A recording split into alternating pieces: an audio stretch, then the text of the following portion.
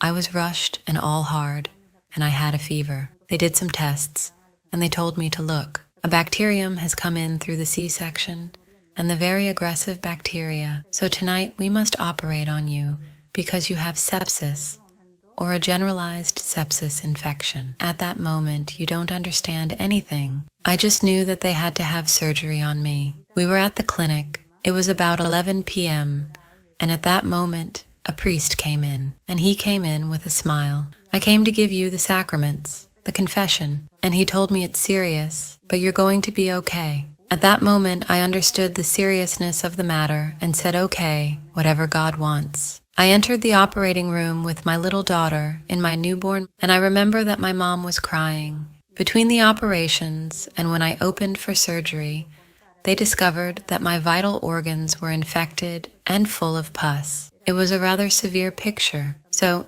they decided to put me in an induced coma so that my body could react. I was in an induced coma for 2 days, and it was during those 2 days that I had this vision and this experience that God then asked me to tell the world. The first thing I felt was that I was leaving my body. It was like I saw myself in bed, on the stretcher, and I started to go out. I saw the 4 doctors there talking about what they would do to save me. I began to rise. It's a weird feeling because you realize you don't have the physical body's limitations. You're just there. And I began to descend into a place that was like a big esplanade. We imagined a super big concert, a huge scene.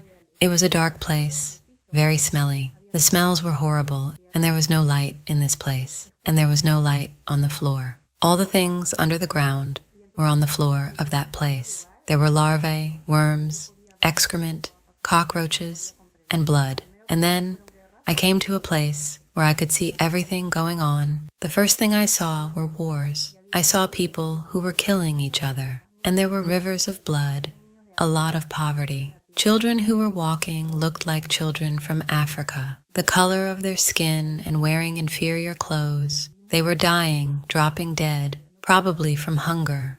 Then I saw everything that has to do with the sin of lust. I saw all the girls in the windows, as well as in Amsterdam, the prostitutes, boys and girls, who were being taken into sexual slavery with chains. I saw all the sexual acts and sexual perversions. It was like scenes showing people performing these acts. And then I wondered, what am I doing here? Why am I living this? I didn't understand why I was in this horrible place. I realized at that moment that all the people performing these acts were laughing and smiling while they were doing this. Where their hearts were, there was no light, abysmal night, of huge houses like the Hollywood nations that we see on television, with people inside, drinking and looking at each other, admiring their riches and laughing. Again, in the place of their heart, it was dark.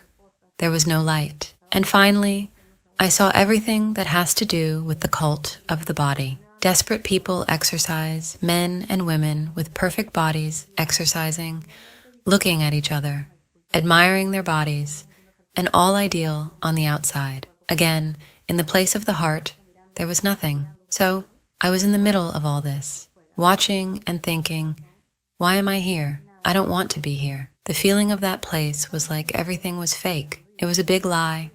Everything was a lie. Everything was false. I wanted to get out of this place. I haven't done any of these things. I have been good in my life. I haven't hurt anyone. I haven't killed anyone. I saw a being very much like Marilyn Monroe. I remember, yes, beautiful, a perfect woman. And this woman was in the middle, giving everyone what everyone wanted. But this woman's appearance was sinister.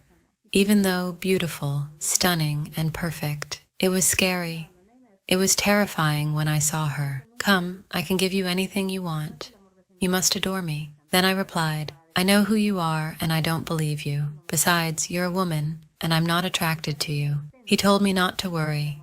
I can become a man. And he began to transform into a very handsome, perfect man, the kind of man that I like. And at that moment, a tremendous spiritual battle began between my soul. And this being is a being that knew me perfectly, knew my weaknesses, and was tempting me. So that was like a spiritual battle that, for me, lasted centuries. It probably lasted a second. In the spiritual world, there is neither time nor space. And it was tough.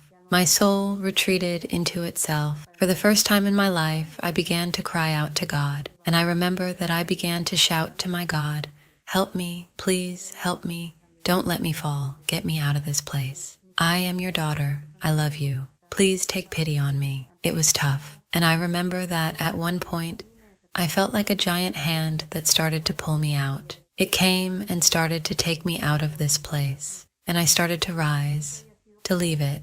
I could already see it disappearing, and I was still growing. And of course, the terror, the fear, the anguish began to go away, and I began to feel an incredible peace. I remember seeing a heavenly light. It was a hell of a lot stronger than the sun. In the spiritual world, all things are honest and authentic. And if I could explain it in any way, it's like everything we see here on earth we're seeing through fogged glass or dirty glass. But in the spiritual realm, everything is more accurate.